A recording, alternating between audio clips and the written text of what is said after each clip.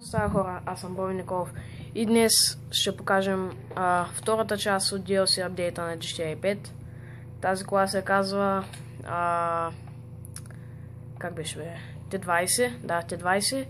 Това е вече най-бързата кола в играта и забележете едно. Има автоматичен спойлер.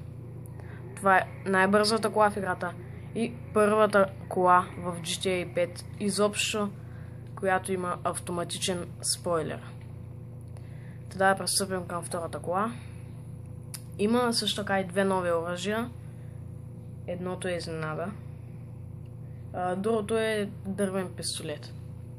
Как го обясня? Дървен пистолет.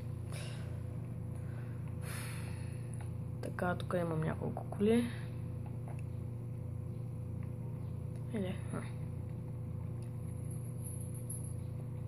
В събота ще има епизоди на FIFA 15, като там почваме турнир. Или кариер мод, не знам. Това е втората кола. Уникална е. Единственото, което ме нерви е това, че е с задно предаване. Най-тъпата кола. Виж. Глупа работа. Да пристъпим към третата кола.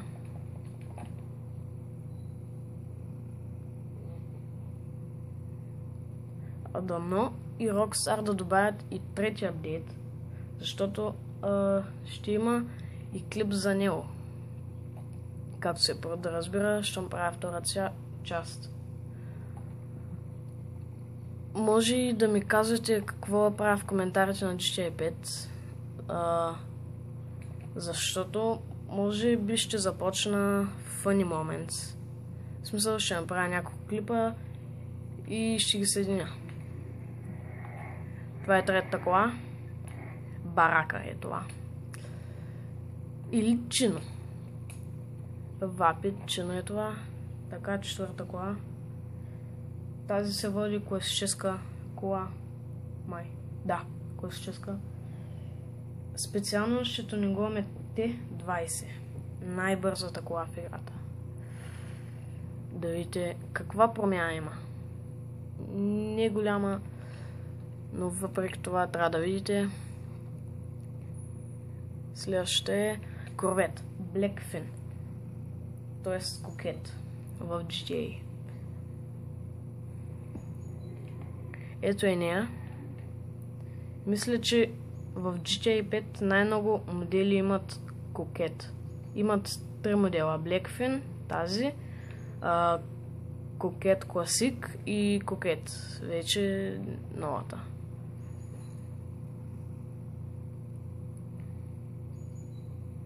Така, да пристъпим към петата кола, мисля, че... Да, към петата кола. Тя е T20 по принцип, но вече я показах. С това ще ходим да я тюнингуваме и да покажа новите оръжия. С нея... последната кола. 5 коли се добавили във втората част на DLC апдейта. Също така да знаете, че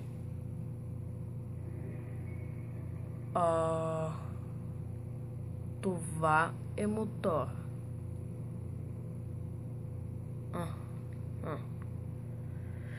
Да, това е мотор.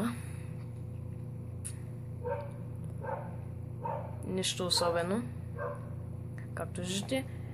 И отиваме да вземем T20 от гаража и да го тюнингуваме. Също така да знаете, че аз съм първият българин, първият български ютубър, който прави клип за DLC апдейта втора част на него. Аз съм първият човек от България, който го прави това нещо. Така, T20 ето го. И сега чуем да го тюнингуваме. Ето как изглежда без тюнинг.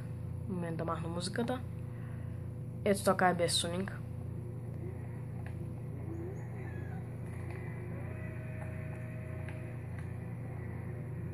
Сега се насочваме към Los Santos Customs.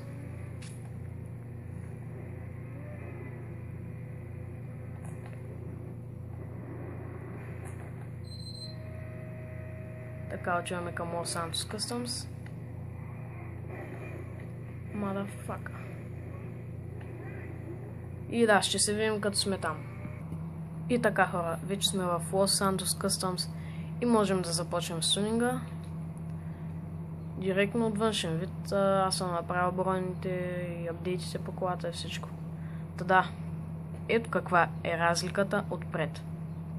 Може да стане карбон това. Отзад няма разлика, само в цветовете. Примери и секундари color. Така ще направим така за сега. X-House. Така. Ето ги и капаците. Ето. Така ще сложа този. Xenon. Добре. Така мисля да направя... къде ми е жълтото? Фак. Да, ето. Ето и жълтото.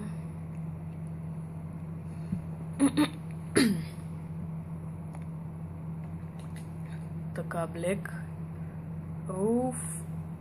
Вижте само каква разлика тънка има. Забелязвате ли? Да. Би трябвало.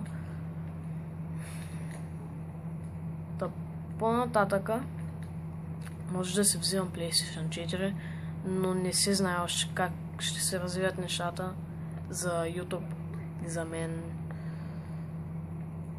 Та не знам, само се надявам да ми давате подкрепа, да снимам още такива клипове, да ви казвам какво ще се за по-нататъка. Да, следващия клип на GTA очаквайте в понеделник или неделя, зависи какво време имам. Да, ето така изглежда колата, апдейтната на Max. Аз съм превъртял играта, за това имам повече пари.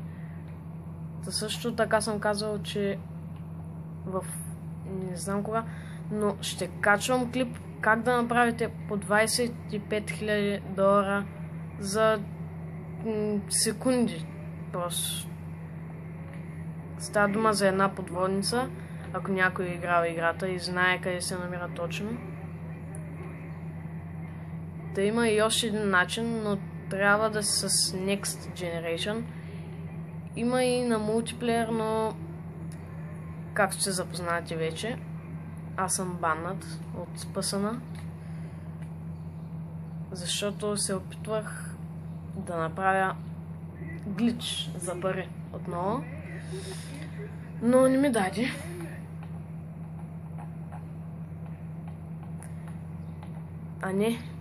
Не се опитах да направя глич, а от FIFA ме баннаха, да, точно така.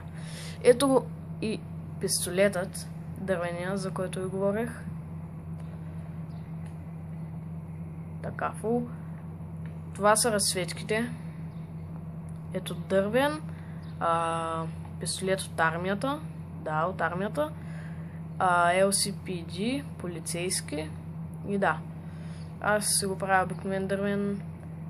Това е бокс, ако някой не знае. За първи път в GTA 5 има бокс. Не знам от коя, може би от 20 или 3. В 4 не съм сигурен дали имаше бокс. Но да, боксът е някъде тук. Да, ето боксът. Така, чуем за налов. За хора. Да. Станах Супермен, явно. Да, това беше за днес. Ако клипът ви е харесал, може да дадете палец нагоре. Да, извинете за прекъсването. Ако клипът ви е харесал, може да дадете палец нагоре. Долу в коментарите може да ми казвате на FIFA или на GTA какво да правя. И да, абонирайте се за мен, за още много такива, за да наблюдавате още много такива клипове на GTA 5 и на FIFA 15. И да, това беше от мен. Аз